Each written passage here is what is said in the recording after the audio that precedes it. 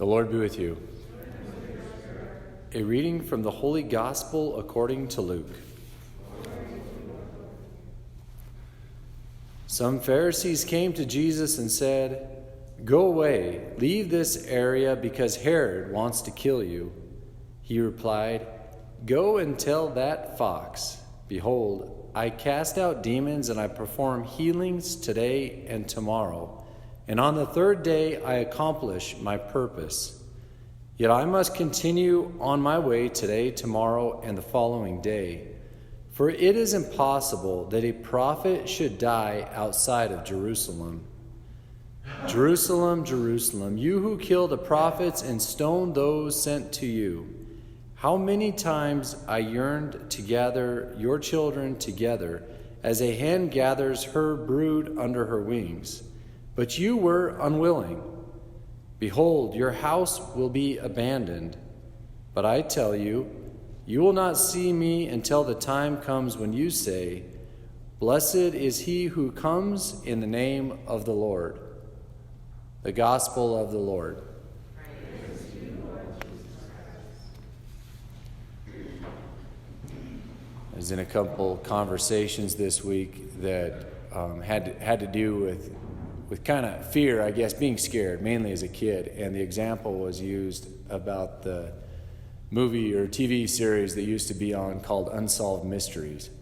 I don't know if you all remember that, but I was a kid when that was going on, and I watched it, and I got spooked. I mean, just flat scared for a long time, like on about aliens and death and stuff. And I was like, I don't know how I got through that. I guess I just kind of had to weather that storm, and kind of grow a little bit in the virtue of courage. So that's kind of been on my mind a little bit. But I think it's kind of relevant today to talk about what we do with fear. Maybe that's on my mind, but seems to be on St. Paul's mind today when he talks about, draw your strength from the Lord and from his mighty power. And then he just goes on to list that, hey, we live in a world full of light and darkness, good and evil. Right? It's a reality.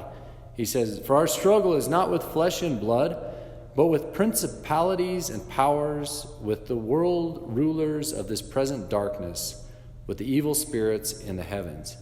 So hey, gut check. There's evil out there. And, that's a knowledge, that's a reality. But should it scare us? No, especially as Christians.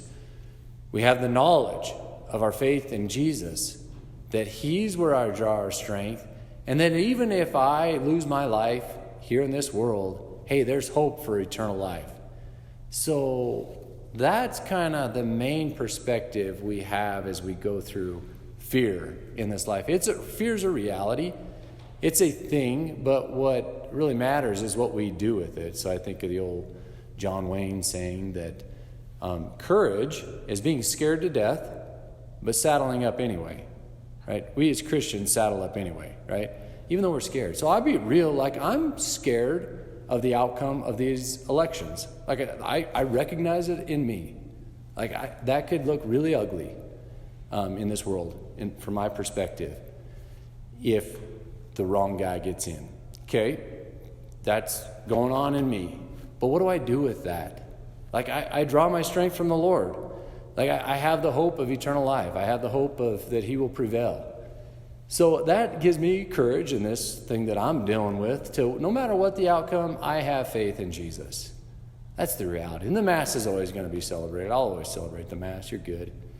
So that's where we draw our strength, from Jesus. No matter what fear you're going through, don't worry about it. Recognize it, but rise above it. We live in a world of good and evil. Reject the evil, receive the good. That's how we roll through life. That's the encouragement St. Paul gives us. And that's how Jesus lives it, right? He's face to face with evil. And what's he say? Go tell that fox. Bring it on. Don't worry. Be happy.